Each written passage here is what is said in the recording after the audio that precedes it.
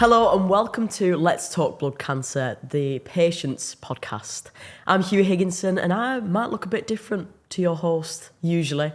I'm the younger, more attractive version than your usual Adam Joyce. And today I'm with Andrea, who I know very well, and you lot will get to know a lot about Andrea in this chat. So just introduce yourself, what you do, and what your day-to-day life looks like. Well, hello, Hughie. I'm Andrea Stevenson. I'm one of the regional children's Macmillan Nurses for the North West. I work at the Royal Manchester Children's Hospital, and I see children who have been diagnosed with cancer from the beginning of their journey.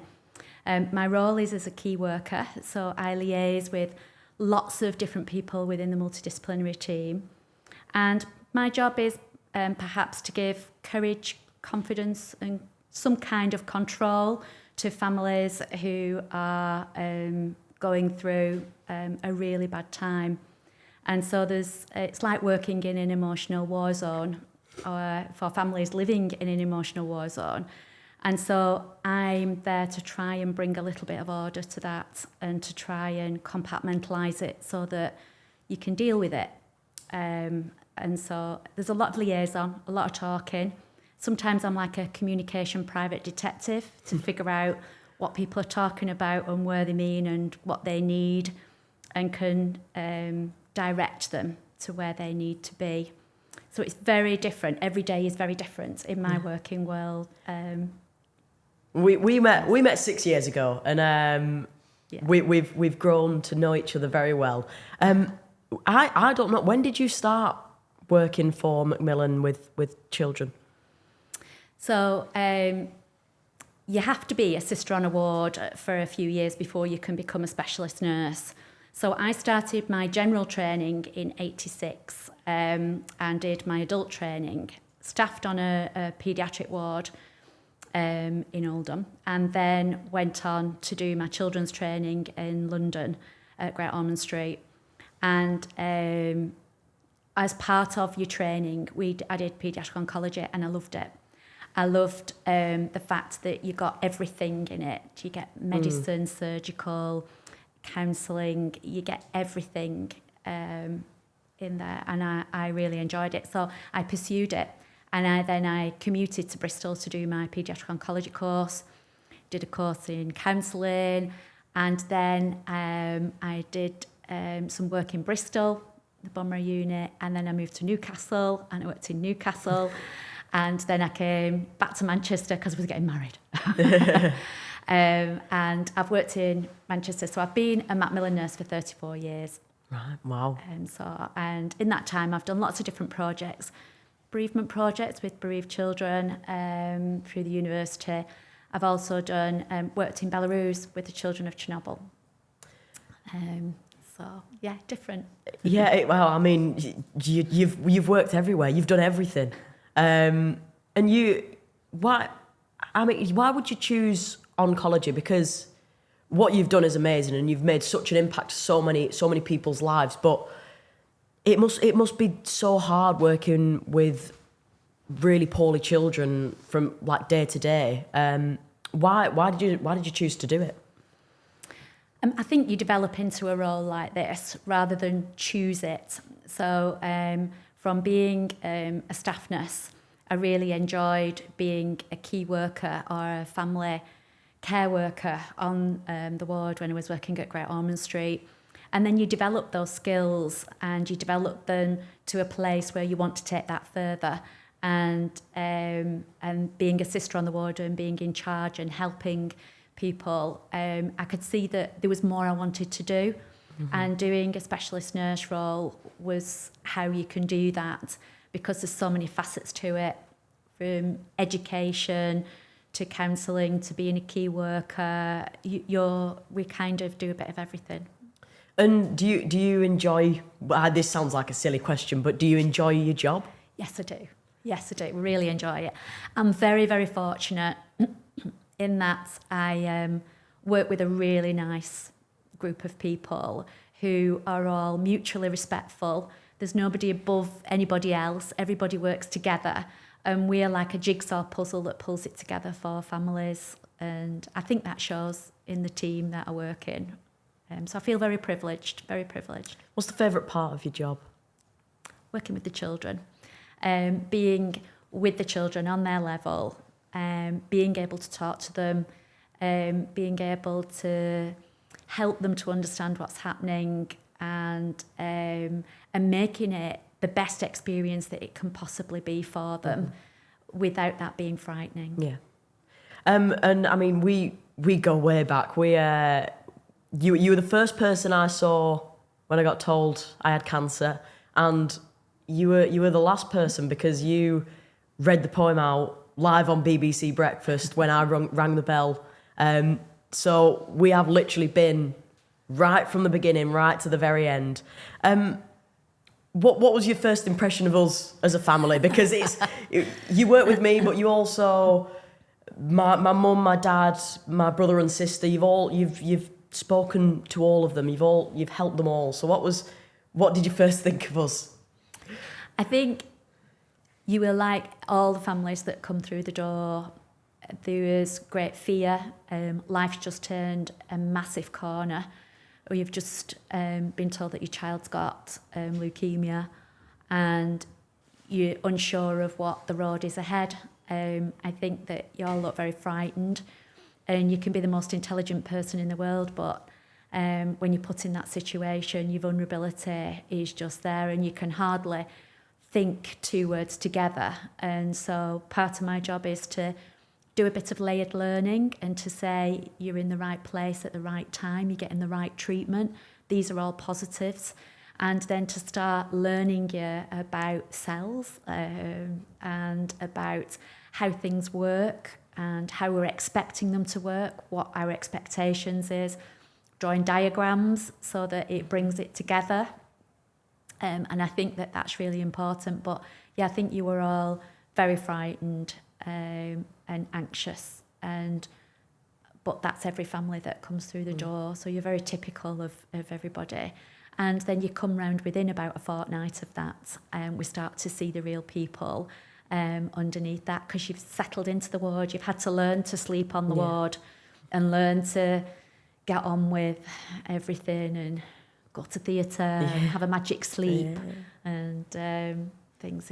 It's hard. It's hard. Yeah, I mean, I always say the first few days are always so difficult, but you learn how to sort of deal with it. You learn your treatments. You know what you're having. You get comfortable with the people who are looking after you, and you're always the first person a family meets, which is you're a very comforting person. So I think somebody's had the right idea with it's the Good Morning song that does it. Yeah.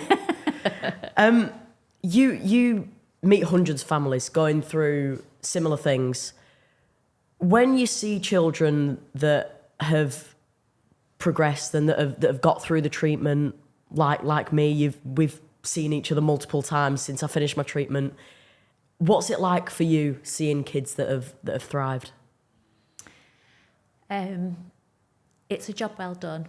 And it's that's a privilege to see as well, because you learn so many new skills when you're on treatment. It's not just about getting through treatment. You've got a repertoire of emotional tools in your back pocket that will serve you for the rest of your life, because you've been faced with things that kids your age will never, hopefully in a lifetime, have to deal with. And you see things, it's that living again in an emotional war zone. You see things that no children should see, and that might be in the bed next door to you. But we're there to try and make that is their journey, not your journey, and help you to deal with that and to process all of those feelings that you go through with all that anxiety and all of those feelings that go off the radar. And try to put some semblance to them to help you to get through it all, so that you are a normal person at the end of it.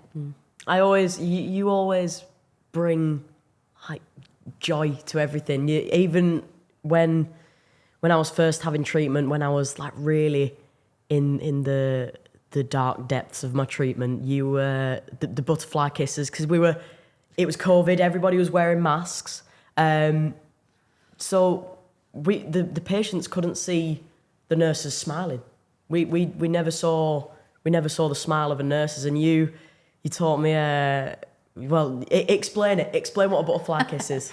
So when you're immunocompromised, you can't go near somebody's face or kiss one another. And so I came up with butterfly kisses, which is fluttering your eyelids so that you can actually show emotion in another way. And I can do that across the room to one of the patients and they'll do it back, kind of. So I feel that it's something that's important, but it's just a little light in a very dark tunnel that can be there, which is really important. And also just singing, like going in the morning and singing good morning to you. When you go in, I'm tone deaf, by the way, but that doesn't seem to matter. It's about making people smile and then being able to take them deeply into their emotions and bring them back out again. So it's and to feel safe while you do that. And a lot of your job is about building trust with families. How difficult is it to build that trust with families when they're at the lowest points? It's really hard at the beginning because they don't know you. You've got to prove yourself. That's what you've got to do. So you've got to say that you're going to do something and give them a time frame that you're going to do it and get back to them within that time frame. And that is your first step of trust. And you've got to carry on doing it like that. And you get to a point then where you can, when you say yes, you mean yes. And when you say no, you mean no. And so there are some kind of like almost emotional boundaries that are put in place to make the families feel safe and secure. And that's really important as well, because you sat on a ward, there's no privacy. You've only got a curtain between you and the person snoring in the bed next to you. So you've not got that ability to just go and cry in a corner somewhere. You are on display. And sometimes you just need to be able to express that or be told that that is normal, that there is a range of feelings that you're going to feel. And you're going to have days where you're really down. And mums and dads don't want to cry in front of their children. They want to be really strong. If you go onto the ward or any paediatric oncology ward in the country, it's not a place where people are crying all the time.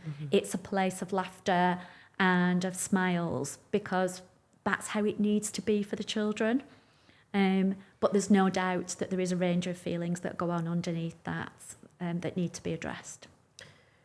And you were speaking about how you make people feel safe and children feel safe. Is there anything that children open up to you about that they might not speak to the families about, or somebody else?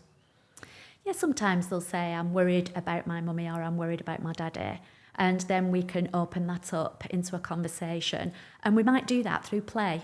So I might go and get some colouring pencils and we might draw something and think about where you feel love in your heart, or, where else can you feel love? That might be in the ends of your fingers when you're giving somebody a hug. Or it might be in your eyes just by looking at somebody.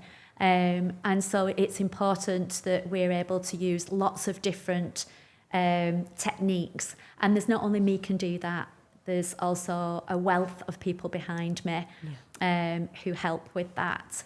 And that might be, the social workers with helping with financial advice. That might be the psychologists where you can lay your feelings and help you to understand them and to have a repertoire to call upon when you need it. Or it might be the play leaders and play specialists who can help you, or the youth worker. We all work together and we all bounce off one another behind the scenes as well, so that we can continue that support. And because one person can't do it on their own, it takes a village to look after the children. But we might piggyback one another in another 2 hours, somebody else go. I like to use a hug an hour. So if somebody's having a really bad day, I'll say, right, I'm putting you on a hug an hour. And all I'm doing is checking in every hour. and you see them progress and see them feel safe and secure and be able to move forward through the day. And if that's just to put one foot in front of the other, then the job is done, because that's how it is. Some days are really tough and really hard to get through. I know you speak to every family that comes through the ward, and any concerns, any questions that they have, you're the person that they go to. I know we were texting you, we were messaging, we were ringing you every 5 minutes for concerns that you have. What's the question or concern that comes up the most? What's my blood count? Because you live by your blood counts. So what's my blood count, and helping families, especially at the beginning, to understand the blood counts and how to live by them when you're neutropenic, what you can and you can't do, when you need blood transfusion and what the parameters are. So that's the biggest. The other one is, I think I've had a contact with chicken pox. So we get that. So we get daily calls on that. So we're a connoisseur in chicken pox. And it's just being a voice of reason on the end of the phone. So we get everything. Those are the main ones we get. But families will ring who have been off treatment 3 years and they've had quite a number of viruses and they feel really vulnerable and they need that voice of reason. And so they'll ring up and talk to us and we'll say, come and have a blood count if that makes you feel better, because you've been through so much over a period of time that it's important that we're still there and we're still steadfast, as much then as we are on day one. And you speak to every member of the family. You speak to the child, the parents, the siblings, the grandparents, and you speak to all the staff as well regarding the children and the families. How do you change the way you communicate between the children, the parents? Is there something that you have that you do something special with the kids and then? No, it's being able to read body language, and so it's being able to know a family. If a mum or a dad phones up, to know that their voice is very low and that that's not how they usually are. So I know there's something not quite right. So then I would say, I'm just going to remove myself. Where are you? And I might get a parent to sit in a car at home so that they can speak, and they might be able to cry away from the children. If we, as a team of Macmillan nurses, if we walk through outpatients, you'll see us scan the room, and what we're looking for is body language changes. Maybe that somebody's coming for a scan or coming for results, which are going to be very meaningful to them. We'll pick up on that, and we'll be able to just go and sidle up and sit down next to them and say, I know today is a tricky day. How are you? How were you last night? Have you eaten? Have you drank? Because sometimes when you're in that, you just don't. You don't eat, you don't drink. So a piece of toast and a cup of tea might just ease that a little bit. And it's not the tea and toast, it's the hug that goes with it, with that first gulp of tea, that is the bit that helps them just to get through that next hour till those results. For the children, children are either up and about and playing, or they are in their bed wanting to sleep. There isn't really an in-between with little ones. It's the teenagers that will be very quiet, which would be very natural for them to be and not want to speak, because they're not used to having a parent sat at the side of them, watching them go to the toilet, bathing them, etc. And so it's getting used to that. And so it's identifying that and being able to just talk to them when they're on their own. And so sometimes I'll see somebody go for a coffee. That's my cue to just bob in and speak to the child on their own and just have a little chat and say, how are you today? How's things? And it's about using your voice and your body language that we do that with, to make them feel at ease. And we might not go in and say, how are you today? Asking, expecting them to give you a list of emotions that they're going through.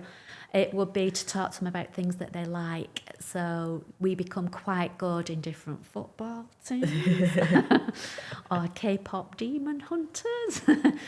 Might be a little sideline. And then once I've gained the confidence in talking about that, I will then bring in all those other things. Sometimes with some of the teenagers, I'll go in because you feel like all they do when they're in hospital is all anybody does when they go through the door is ask them how they are, ask them about the bowels, the waterworks, about the blood counts, about the mucositis. And so I'll go in and say, how about every day I come in and we talk about a different country and we talk about what food they like, what the people are like, and what that country's famous for. And it's just about having something that's different to talk about. That will take 4 minutes of my time. And then from that opens up an emotional doorway that helps us to go through and be able to get a bit deeper into them because we've talked about something different and I've lifted them. And then I can take them down and then we lift them again before we leave the room so that they don't remember being down. So it's techniques that we use which are important to use to make people feel safe and secure, like we talked about at the beginning. When I was first told I had leukemia by my consultant, she described my body as a garden. You'll know what I'm gonna say, but she described my body as a garden, and it's been overrun with weeds, which is obviously the cancer. The doctors have to spray weed killer on it, which is the treatment. And then the flowers will grow back and no weeds will grow back. That's how the doctor explained that to me. I was 10 years old at the time, so obviously very young. And there's children of all ages that come through the door. How important is it to have that, the image in the child's head that they are going to get better? There's a plan, that garden theory, the story of the garden. How important is it? It's a starting point. And for children, you've got to start with something that they recognise. And a flower in a garden is something that children do understand. And so the soil is your bone marrow. The flowers are new cells that are regenerating, and the weeds are the blast cells. And so it's important that we do that. And it's where we start the layered learning, where we can start to talk then and go deeper into what a cell is and how that works and how the chemotherapy has to sometimes get into the cell in disguise and then take its disguise off, and then it can kill the cell from inside. It's important to do it in a language that they understand. Most parents need that level to start with as well. And then we build upon that. So by going every day and just building more and more, because otherwise it's too much to understand. It's like learning a new language. And it is that's you start saying "Vin Christine," don't you? Think I'll never be able to say that. But within 2 weeks they do. You know everything about your treatment and what to expect. And that's part of what our role is to shine that torch in front of people to tell them when a hurdle is coming. And your job must be full of emotion. You must see children at all stages of their treatment. You must see children and families at all stages of their life. How do you lift that emotional weight of your job? For me, so I use mindfulness, and it's about having a professional boundary as well. If you become too over-involved with a family, you cannot help them. You cannot be there and help them. So it's that voice of reason again that we talked about. But if I've had a really deep day at work, I tend to go for a walk around the block when I get home, and I just process it. If every day when I'm on my way home, there's a certain point in the car I get to, there's a billboard on the way home, and that signifies me being at work and then being in home mode. So from that billboard onwards, it's what's for tea, what I need to do. I'm Andrea at home then. And the same on my way to work. I start thinking about work from that billboard. So I'm thinking about my day, thinking about what I'm going into, what I need to do first, which is easier said than done, because the minute you go through the door, the phone could go and that could change. But that's what makes it interesting. That's, and And you're going from one family in one cubicle that would be very low, who's just had bad news, to going to the next cubicle who are just about to finish the treatment and are doing really well. I don't want that person who's just finished their treatment to know where I've just been. They don't need to know that. So that's the professional part of what we do. Like I said before, I have a fantastic team of people I work with, and each one of us are human beings. And behind the scenes, there are tears sometimes, but we support one another wholeheartedly, because it's a privilege to work with the families. It's very professionally managed, and we have supervision as well. So we have sessions with the psychologist where we're able to talk that through and talk about how we deal with it. And it's not, you don't talk about families in that. It's talking about yourself and how you deal with those things. And the truth of it is, it's teamwork.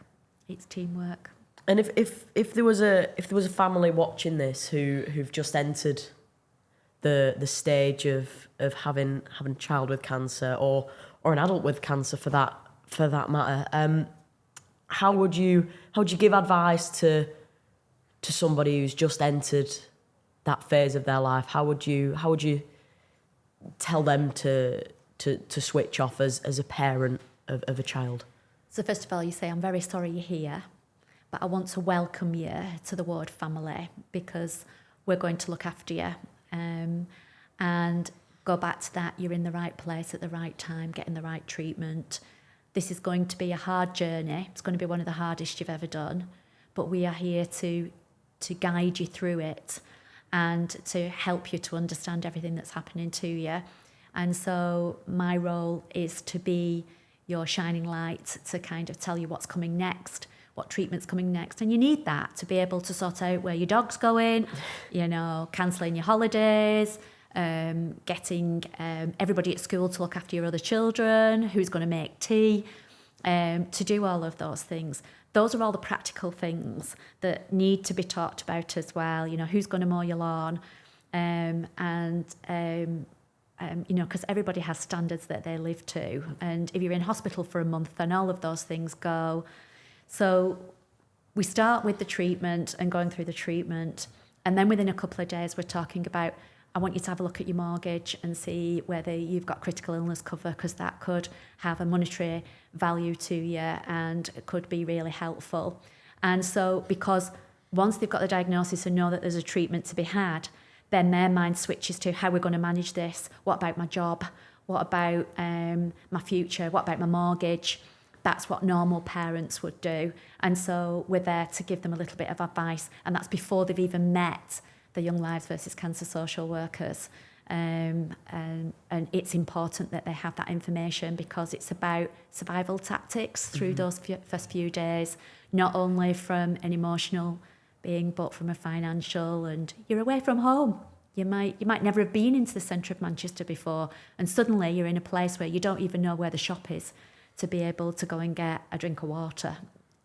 So we need to do all of that. Yeah, I remember we used to speak to you about literally everything, and we still do when we come. We'll be asking you things today like, oh, is this because of the chemo? Is this something? Yeah. How do you give advice about somebody's life? How do you? So it depends on what the question is.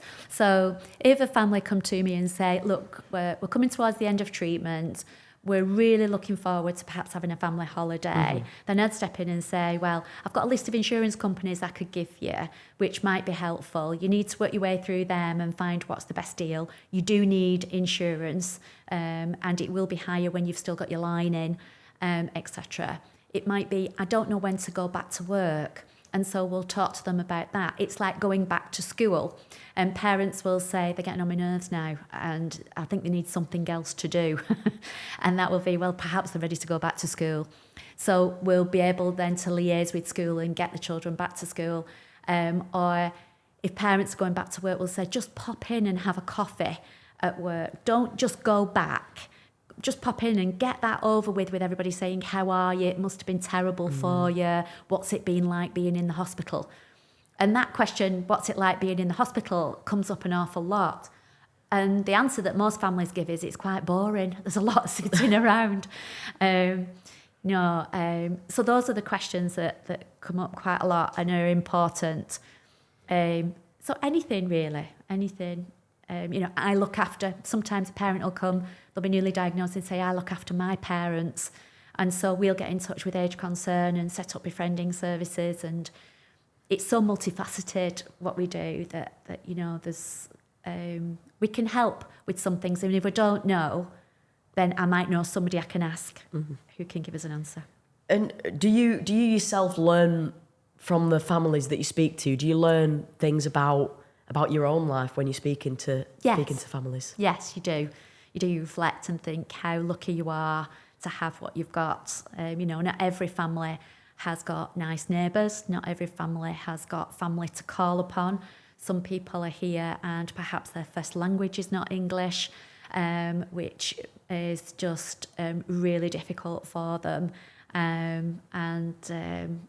So it's really important that every family gets what they need in the way that they need it. Not everybody needs it in the same way, but all families that come through the door need some kind of support. We'll figure out, and that's the professional bit of me that comes into play, that says, some will need more support than others from outside agencies, but that's okay. It's about surviving the journey. And what advice would you give to a family? Say if they just needed somebody to talk to, would you be there to speak to them? Would you offer somebody else to speak to, or what? Yeah. So I would what's called triage. So I'd ask them questions without them even realising I've done a depression scale, just by talking to them.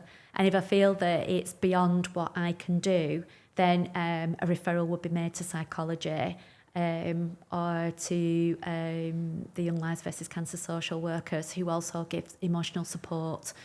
And we might have we have psychosocial meetings. So we have a strategy that we go through for each family to make sure that they've got everything that they need and have got the support they need. Some will need it for longer than others.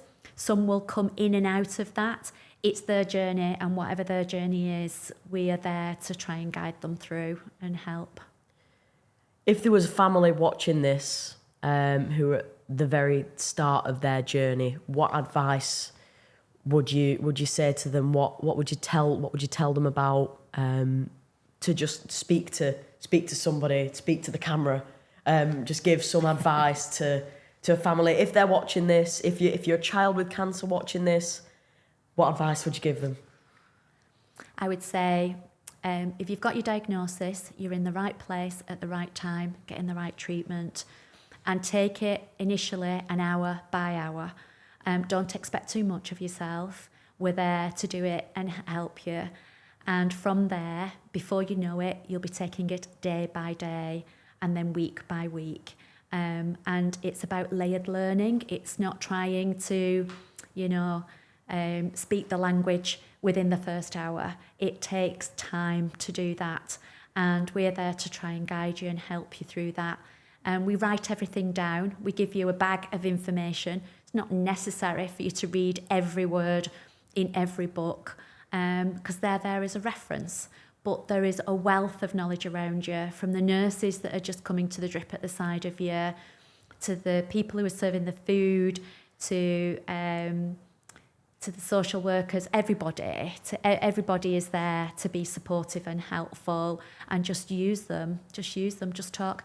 The other parents on the ward are also a minefield of information and will be helpful. And that's why we call it the ward family, because each family helps each other. And they'll start off within about 48 hours of saying, I'm just going to make a coffee. Do you fancy one? Have that coffee, because that might lead to some bits of information that might be very valuable to you for the rest of your treatment. And within a month, you will be doing that to the next family that's come through the door, sadly, and you will look at that family and say, I know how they feel because I've been in their shoes, and this is what helped me. And so it's about just learning through the emotion of the situation. So don't beat yourself up. I look back at when I was in hospital. I know it was such a horrible time for me, but the people who I met, people like you, people like my friends in hospital that I made, the nurses, the doctors that you meet, the things that you get to do, like helping cure leukemia is something that's come off the back of me having treatment. Yeah. How important do you think it is for families to have that the silver lining at the end of treatment? The end of treatment means different to different people. Some see it as a massive celebration and want to have a big party. Others want to just quietly get on with their lives and forget about it and put it behind them. It's whatever works for you. Whatever works for you.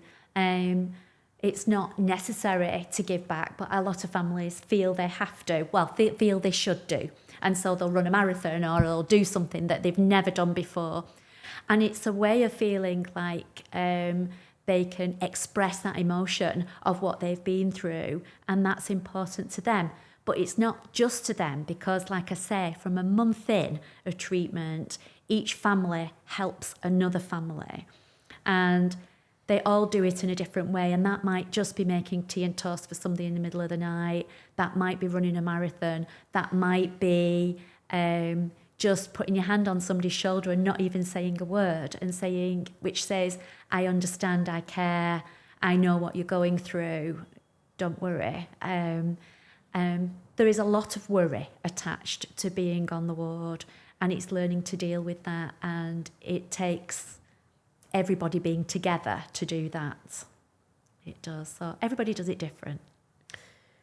Thank you, Andrea. I think I know that families that come through the door on the ward in Manchester,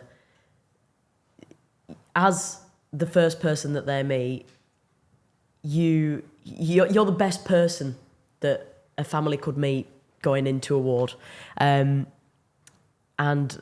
I can't thank you enough for what you've done for me and my family, and I know you've done it for hundreds more families. So I just want to say a big thank you to you, and I'm sure people watching this will understand how much you mean to me, and I'm sure how much you mean to other families as well. So thank you very much for everything that you do. You're incredible. And thank you to everybody who's watched this. This has been Let's Talk Blood Cancer, the Patients Podcast.